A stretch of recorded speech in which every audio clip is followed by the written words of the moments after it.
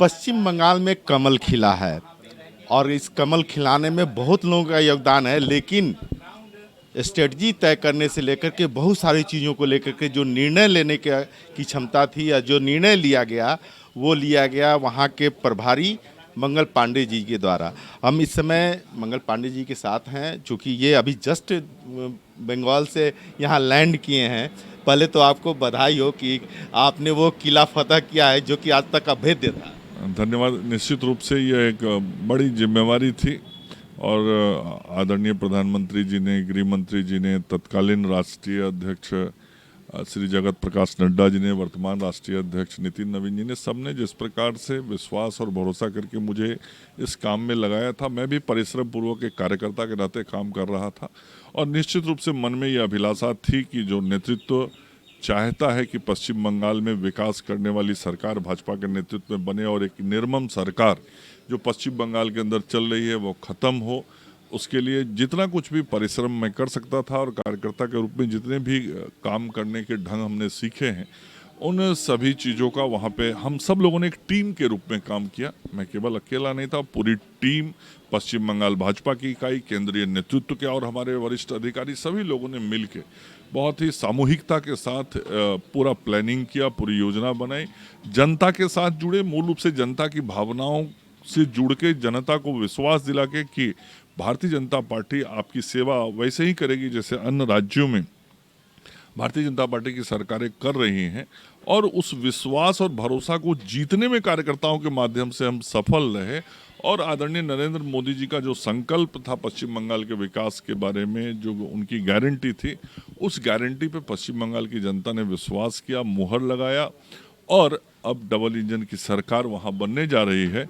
तो अब कलकत्ता की सरकार को नई दिल्ली की सरकार का पूरा सहयोग समर्थन रहेगा और कलकत्ता की सरकार भी जो बनेगी वो विकास के सोच के साथ बनेगी, तो दिल्ली की सरकार का समर्थन लेके पश्चिम बंगाल को आगे बढ़ाने का काम करेगी। हिमाचल प्रदेश पहले आपने किला फतह किया, वहाँ का एक्सपीरियंस कितना काम आया? चूँकि हिमाचल प्रदेश के भी आप प्रभारी थे, तो हिमाचल प्रदेश में भाजपा की सरकार बनी थी, आप यहाँ भी प्रभारी हुए तो आपने सरकार बनवा।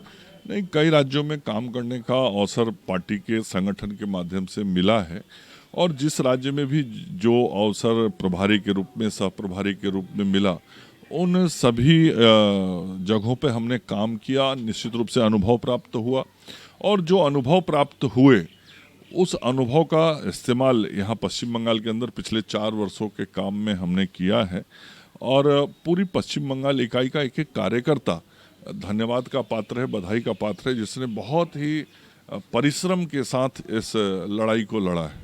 लेकिन कार्यकर्ताओं में बहुत खौफ था, कार्यकर्ताओं क्या वोटरों में खौफ था, उनको निकालना, बूथ तक ले जाना, कार्यकर्ताओं को क्षेत्र में भेजना और इस मैंने आदेश के साथ भेजना कि आप रूट लेवल पे जाइए। लेकिन जो टीएमसी के लोगों के द्वारा वहाँ की सरकार द्वारा जिस तरह का माहौल बनाया गया था, जिस तरह का डर बनाया गया था, वो काफ़ी मैंने पेचीदगी भरा होगा। नहीं, देखिए, यही तो बात थी इस बार के चुनाव की, भय आउट भरोसा इन, यही हम लोगों का स्लोगन भी था।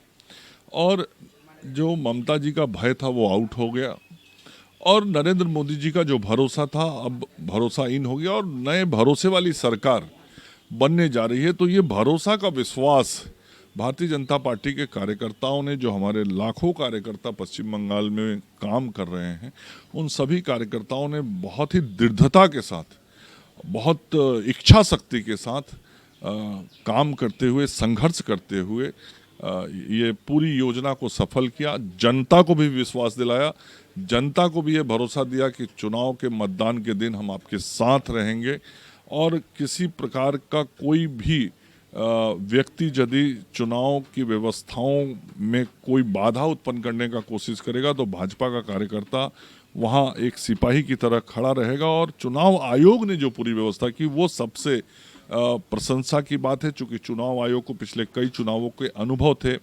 लोकसभा का चुनाव हो या पंचायत का चुनाव हो या पिछले विधानसभा चुनाव के बाद का हिंसा हो या चुनाव के समय का हिंसा हो, तो एक हिंसा का इतिहास रहा है। उसके पहले के पंचायत के चुनाव में दर्जनों निर्दोष लोगों की हत्या हो जाती थी।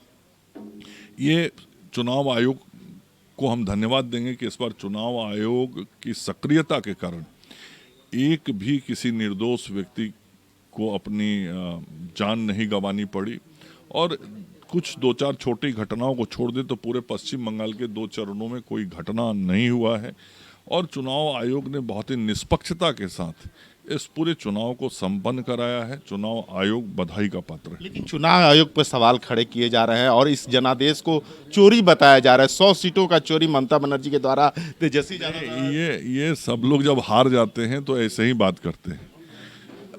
उनको जनादेश का सम्मान करना चाहिए, उनको समझना चाहिए कि जनता ने क्यों हमें नकारा है और अपने अंदर सुधार लाने की कोशिश करनी चाहिए। यदि नहीं सुधरेंगे तो अब उनकी पार्टी बंगाल की खाड़ी में चली जाएगी, पार्टी ही समाप्त कर देगी वहाँ की जनता। और 100 सीटों की वो बात कर रहे हैं और उनके जो 80 लोग जीते हैं उसके बारे में उनका क्या राय है? वहाँ का मशीन ठीक था, वहाँ चुनाव आयोग ने ठीक से काम किया, वहाँ सारी व्यवस्थाएं ठीक थी। तो जहाँ वो जीत गए वहाँ सब ठीक रहता है और जहाँ हार जाते हैं तो उनको कमियां दिखाई पड़ता है। वास्तव में ये जनता का जनादेश है। जनता ने 207 सीटों पे हमें जिताया है, 81 सीटों पे उनको जिताया, उनको मानना पड़ेगा। हाँ, अभिषेक बनर्जी लोग जैसे लोग जिस प्रकार की भाषा का इस्तेमाल करते हैं ये कतई इस संसदीय व्यवस्था में, लोकतांत्रिक व्यवस्था में स्वीकार्य नहीं हो सकता है और जनता इसका प्रतिकार करना जानती है। जनता ने प्रतिकार किया और जो बड़े बड़े बोल अभिषेक बनर्जी के निकल रहे थे, जनता ने आज उनको घर में बंद होने पे मजबूर कर दिया। आज अभिषेक बनर्जी कहीं दिखाई नहीं पड़ती। ये देखिए, मंगल पांडे ने कहा कि जनता का जनादेश जो मिला है उसका सम्मान होना चाहिए और अगर सम्मान कोई पार्टी नहीं करती है तो उन्हें बंगाल की खाड़ी में चले जाएंगे। कैमरामैन राकेश के साथ राजीव रंजन, कशिश न्यूज़, पटना।